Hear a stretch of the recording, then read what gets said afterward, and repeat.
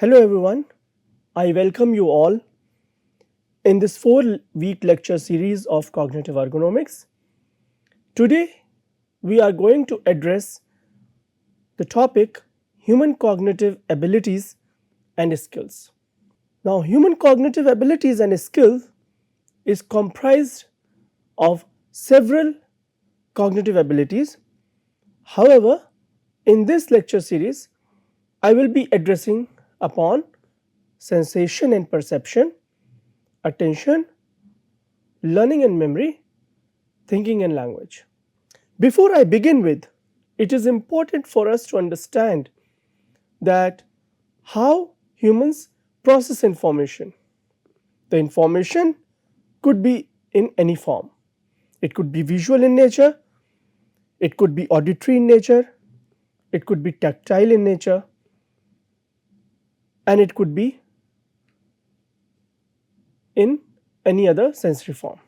Now, what you see on your screen, the model has been considered as information processing model explained by Wickens in his book Human Factor Engineering, which is supposed to be the course book also for this course. What happens? The sensory system, there are basically 5 and more sensory system. To name the most basic sensory system: visual, olfactory, taste, smell, hearing, touch are basic. This sensory system becomes activated in presence of the sensory stimuli. What happens is that there is a sensory registry to it, and this sensory registry is ensuring how to save these different type of sensory information into human cognition.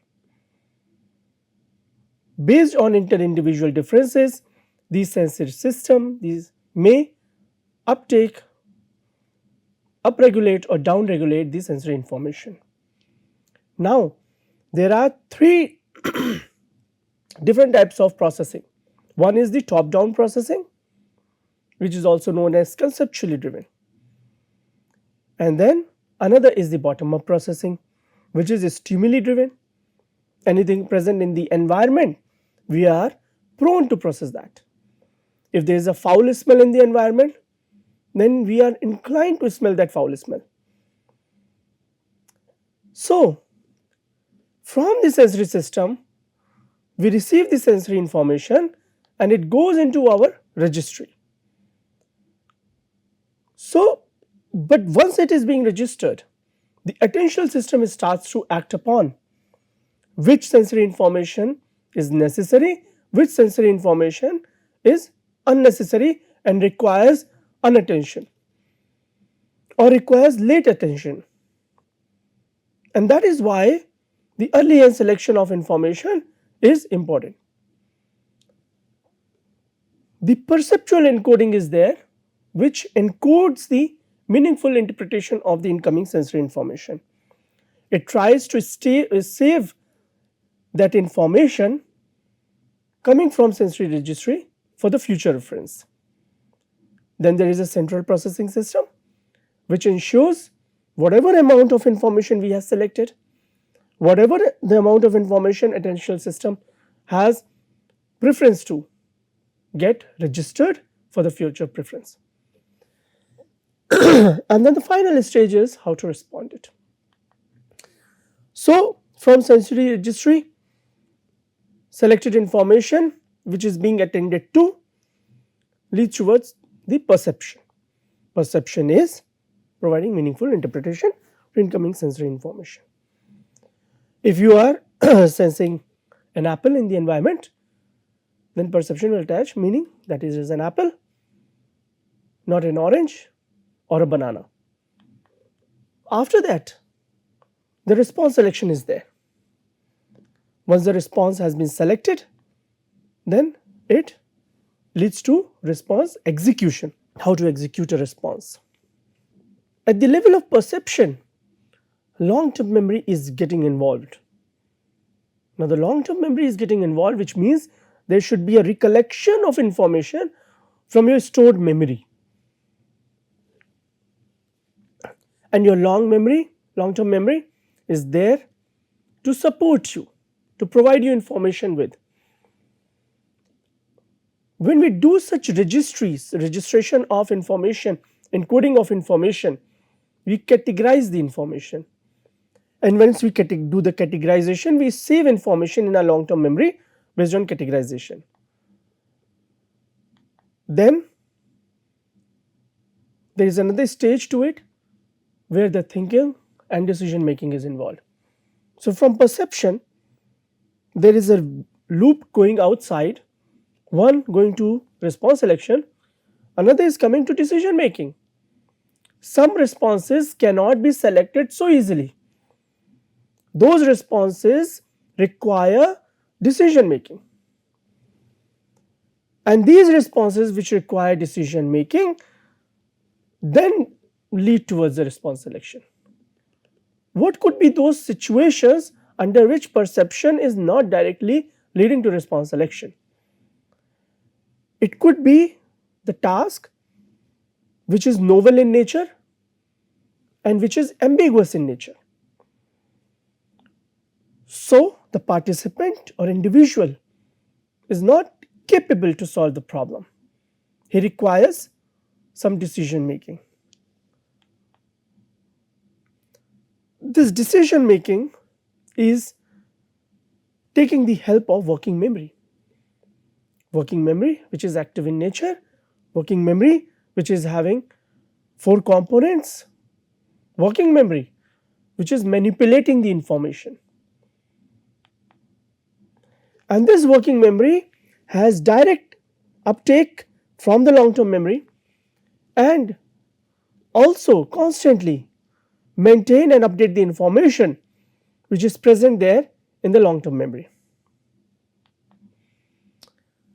Now what we see is that through these red arrows there is a feedback loop to the sensory registry, that a response has been executed, the action has been taken up, now the new action is required, new response is required. As a result, this loop gets connected to sensory registry again, and this cycle goes on and on and on. It's a very dynamic process and it's a very rapid process. The way you are seeing on your screen, human cognition doesn't work at such a pace. It works at very quick and sharp pace.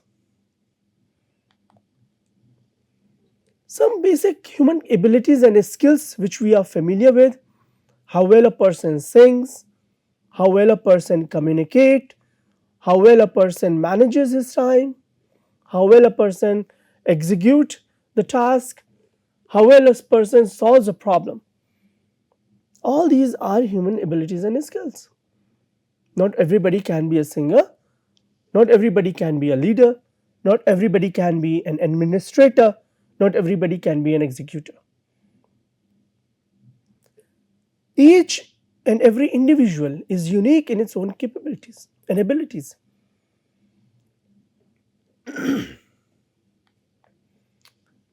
These abilities and skills help an individual at workplace setting. An engineer may play a role in constructing a building. The type of material required, the type of stone required, the place, the weather, the inhabitants, the stakeholder, and many more variables. Similarly, the designer will be paying attention towards the aesthetic, visual appearances. Similarly, the construction worker will not be paying too much attention on technicalities of building a technicalities on building a building. But how much labor, how much force is required to lift a cement bag, and what price he or she is going to be paid for that. Different nature of work involves different nature of cognitive abilities. One work may require more cognitive ability than the other. Some may be paying more attention towards visualization, and that is why a discipline of visual ergonomics has its own way to address human factor.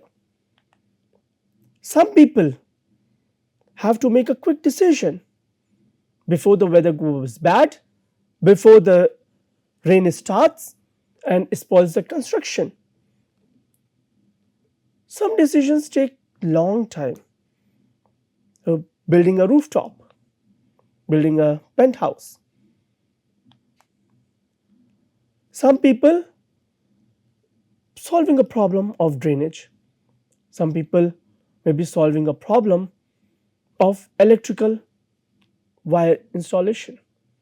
Some people may be solving a problem of legal paperworks. Different nature of work requires different nature of cognitive abilities. Rehearsal. Rehearsal of what? Rehearsal of knowledge. Rehearsal of information which an individual learned in his or her college time. How to construct a building. What should be the size of columns?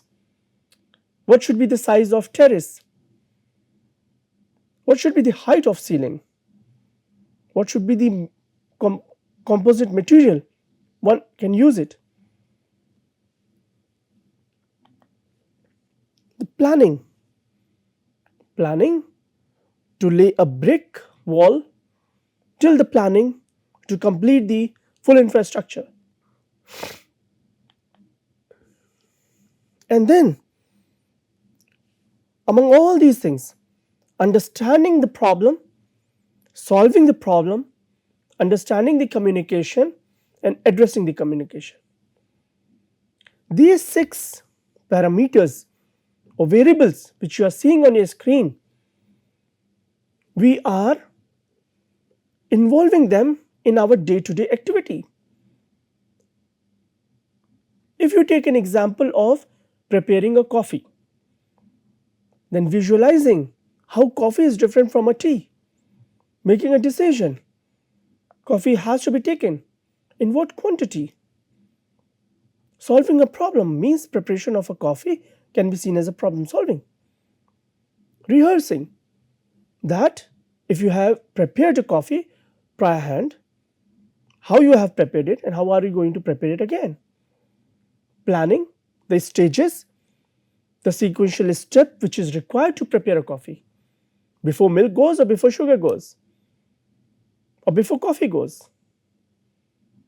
To what temperature one has to boil, to what temperature it has to stop, and understanding the taste of the coffee and additional parameters or information related to it.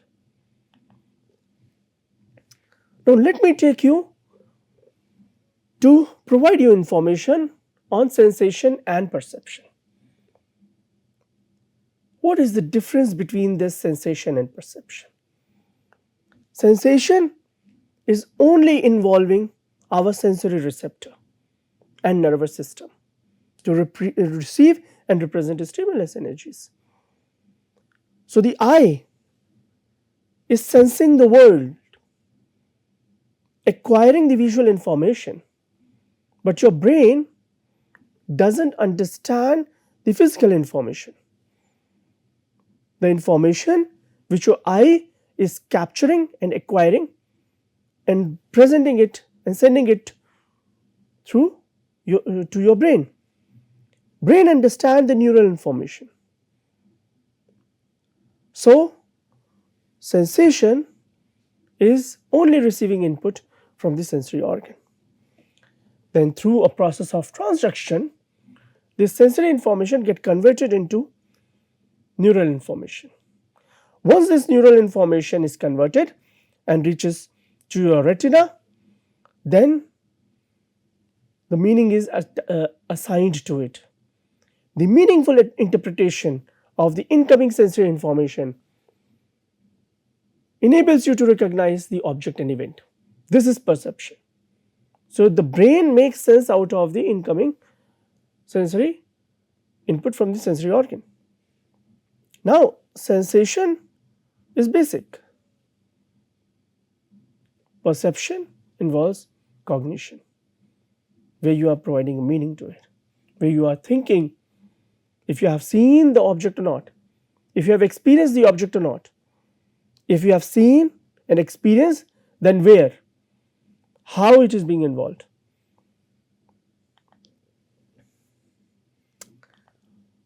It is important here for us to take a minute and think, is sensation important or perception important? And the role of cognitive ability as like sensation and perception, this skill is important or not. The easy example which I would like to show you is the traffic signal. Your eye may acquire the red, yellow and green color. Your eyes may acquire these physical energies from these three lights from the environment. But the moment your brain starts to provide meaning to it, that red light means stop, yellow lights slow, green light means to go. That is perception. Not only that, redundancy gain is there. What do I mean with that? Not only the color of the light is providing you an insight what decision has to be made here, but the ordering of the light, the sequential ordering of the light is also providing you an aid to make and to take to do a decision making. If you should drive a car or if you should stop a car, the ordering like red comes first, it's most important. Then comes the yellow, because from stop to movement there should be a transition, and this transition is being reflected in yellow light. So this is how the light is being interpreted. So sensory system is just acquiring the physical energy from the environment, and then the brain is processing this information and taking a conclusion, deciding that one has to move, and a car starts to move, driver starts to move the car. Now, as I showed you earlier, the levels of perception are there. Top-down processing, which is conceptually driven. Bottom-up processing, which is stimuli driven. If there is a stimulus present in the environment and we have never experienced this stimulus, then we are going to do a bottom-up processing. And if we are experienced with the nature of the stimuli, with the information, we do a top-down processing, because we have a template of it. We know the nature of the problem itself, so we do a top-down processing. Now there are three levels of perception. When the top-down processing and bottom-up processing partially involved, they come together, they lead towards the unitization, where they get united. So one is stimuli driven, as you can see in the bottom, this side, and then another is this conceptually driven, based on your concept. Many a time it has been seen that children, when they are learning, they do a lot of bottom up processing. But as we have experienced, we do a lot of top down processing. In top down processing, what do we do? Using models. It can be a mathematical model, ideas, expectation, and interpreting the sensory information. We all are having our discipline, and each of one of us are having our own discipline. Now, the bottom up processing, when a novel information is there is a novelty involved. Unitization takes the middle road and tries to combine this information. So what do we see at next level is the bottom up processing, top down processing, and unitization. The application of human cognition is used in the navigation. Navigation is the most complicated task.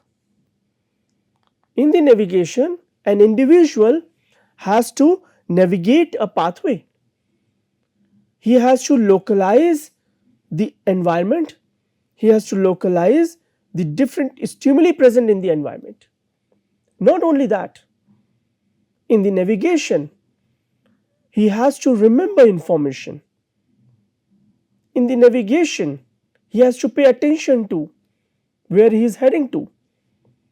In the navigation, he has to do a decision making, reasoning why a left has to be taken but not the right. Navigation involves several cognitive abilities. It is always being suggested that in the navigation, the information should be visually heightened, and also it should be visually aided. Several memory aids should be provided.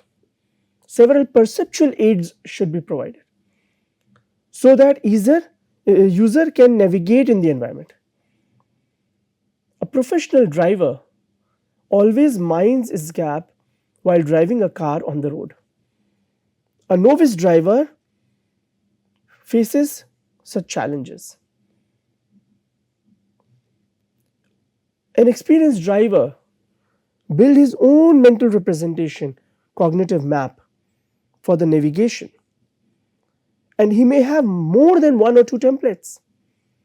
A novice driver faces several challenges to come up with a mental map. It may take some more time for him to build such map.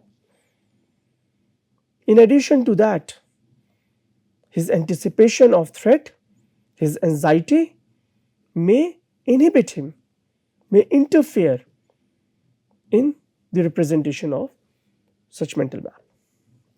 Now, there are several cognitive abilities required in the navigation. We will just look into the perception and the guidelines in perception which is required. Guidelines in perception with respect to human factor is maximizing a bottom-up process. How shall we maximize the bottom-up process? If we have to inculcate the traffic rule, if we have to teach individuals to follow traffic rule, we have to maximize the bottom-up process. Along with traffic light, instructions need to be posted and pasted so that people are exposed to these processes.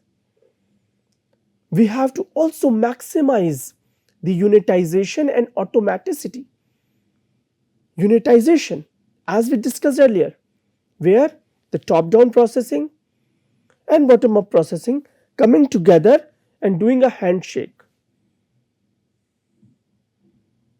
This maximization will help the perceiver to provide meaningful interpretation to the incoming information. Third stage is maximizing the top-down process when bottom-up process is poor. When the bottom-up processing is too complex to understand. For instance, how to drive an aeroplane. We are not a pilot, but following a sequential task may be very challenging, because more than 5 to 6 steps are required to fly a plane, and each one of them processes require coordination. So one can maximize the top-down processes in that regard. Just one system, that's it. So when the bottom-up process is poor, one can maximize the top-down system. This may avoid the confusion. How one can maximize the top-down process? By using a smaller vocabulary, small words, just for the cue. Open, close, on, off, twist, pick, pull, smaller vocabulary. Along with that, if we can create a context, context itself is going to provide an aid in perception. Exploiting the redundancy. As I was telling you a couple of minutes ago, more than one way to respond, providing an aid to the primary response. One can exploit this redundancy. So only one response is there or present, which can aid to come up with a meaningful interpretation. And then usability testing in the real environment. In most of the cases, what we have seen is that we are performing the testing in a closed environment, in a lab. But performing an experiment or performing a test in the closed walls, inside the closed walls, is different than the open environment. The open environment is more challenging and complex in nature. So, the usability testing has to be performed in real environment. For instance, the car testing has to be performed on the road, in the crowd. The motorbike testing, if any car or motor or bike agency is claiming that we offer the best solution for the terrain road, then they have to do the testing in the terrain. So, if we take a minute to think here, what we have shared is that the guidelines to perception. The first principle says that maximize the bottom-up processing, maximize the unitization and automaticity. So the chances of error will be slim, minimal. Maximize the top-down process when bottom-up process is poor, when there is no aid being provided from the stimuli driven, the stimuli which I am not familiar with. In that case, the top-down process is important. It is very important for us to understand that the sensation and perception are two independent processes, but they go hand in hand. And there are three different levels of processing which contributes in the guidelines. Now, if we move forward from after sensation perception, the topic which we have to see closely is the memory. Recollection of information from the stored memory is an important phenomenon, is a crucial phenomenon. Failure to recollect information from the memory may result into an error, may result into a fault. What you see on your screen is the accident image, train accident image in the year 1875. Now, in India, we have been experiencing such rail incidents every now and then. Who is operating these railway tracks? We are in 2023, the tracks is automated, but still not every automaticity is having 100% automatic.